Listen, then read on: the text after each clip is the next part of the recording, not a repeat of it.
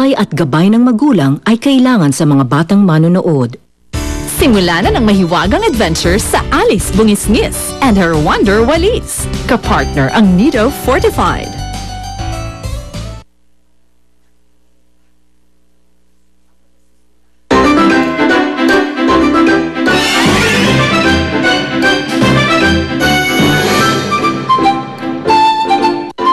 Iba kasi kapag kayong nagkaroon ng pangitain.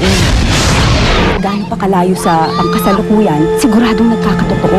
Kung ano man ang binabalak niya sa aking apo, sisiguruhin kong hindi yun mangyayari. Matagal ko nang inaasahan ang tangko nito.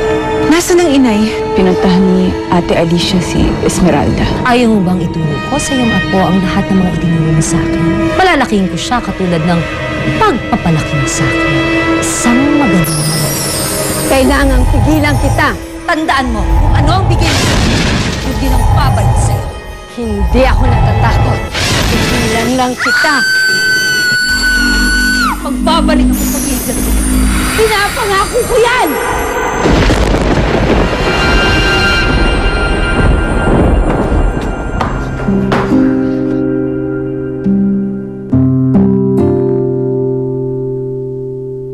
Nay?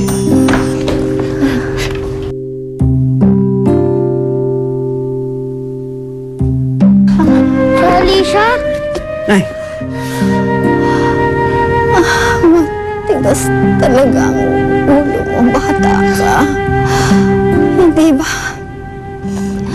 Ang sabi ko sa'yo, sa bahay ka lang. Nay, huwag niyo na subukan magsalita. Hihingi ako ng tulong. Papagamot ko kayo. Hindi na kailangan, Hilario.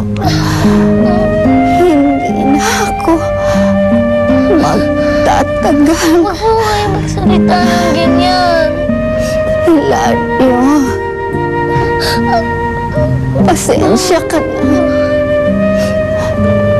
Kung hindi ko naparamdam sa'yo na tanggap kita.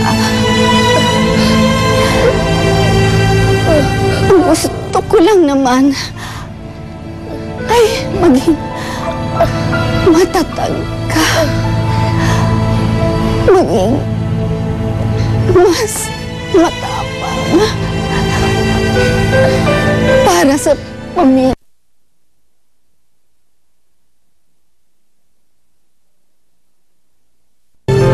Mahal na rin kita.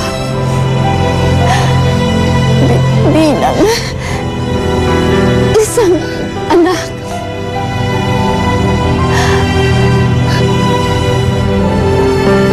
Wally, magpapakabait ka, ha?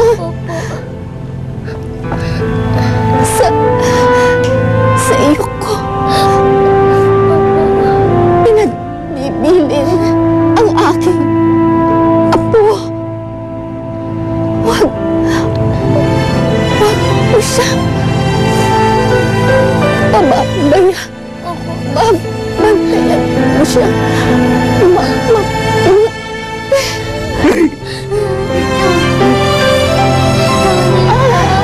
Nay!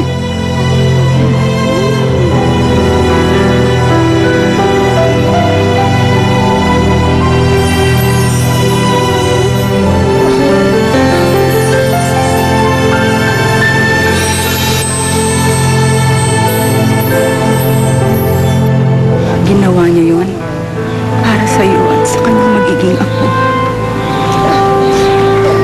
Iniligtas niya kayo sa maaaring gawin sa inyo ni Esmeralda. Pero bakit kailangan niyang mamatay? Bakit? At yung pagkawala ng balat niya, ano ibig sabihin nun? May mangyayari ba? May gusto ba siyang ipahiwati?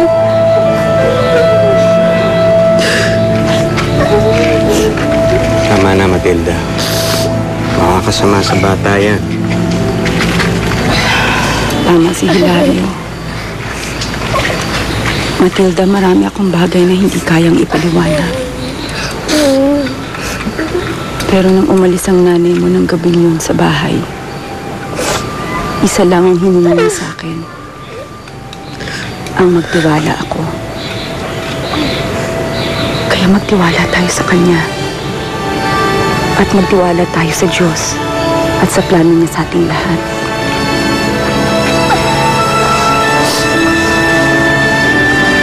Ali, ano bang ginagawa mo dyan?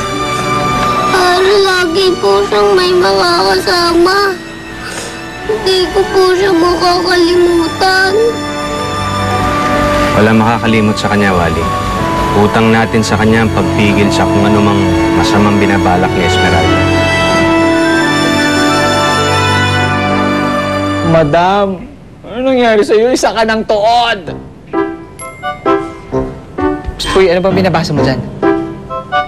Eh, naghahanap ako ng solusyon eh. Para sa ginawang panunumpa kay Madam. Kaya lang nahihirapan akong basahin to eh. Kasi lahat sila parang palaisipan eh. Nahihirapan ka ba o di ka lang marunong magbasa? Eh, ikaw na. Talino ka eh. Wait. Ay! Teka, ito. Gamit ang isang mabisang gamot, ang itim na bato ay sumusunod sa hiling ng puso. Pero ang pintig ng puso ng taong humiling ay mabilis ding hihinto. Kaya namatay si Tandang Alicia. Oo nga, no. At teka, meron pa. Kung may pusong pipintig, dala ang dugo at galing sa taong humiling. Naku, Tom. Parang kinakabahan ako ah. Baka wanted tayo ng manggagaway. Mabuti pa, umalis muna tayo dito, maglaylo tayo. Ha? Tapos, balikan na lang natin si Madam. Balikan? Paano to si Madam? Paano naman tayo kakabuling yan? Ituod na yan. Hindi alis yan dyan. Halika na. Teka. Sinag? O nga, no? Baka nag-escapon na rin. Oo, sigurado. Duwag din yun. Halika na.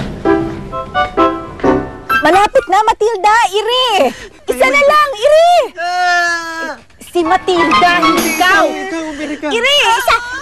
Ay, ayan na! Ayan na! Sige pa! Ayan na!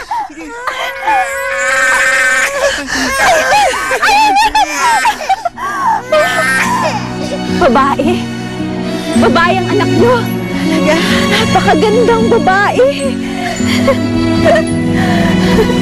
Tingnan mo!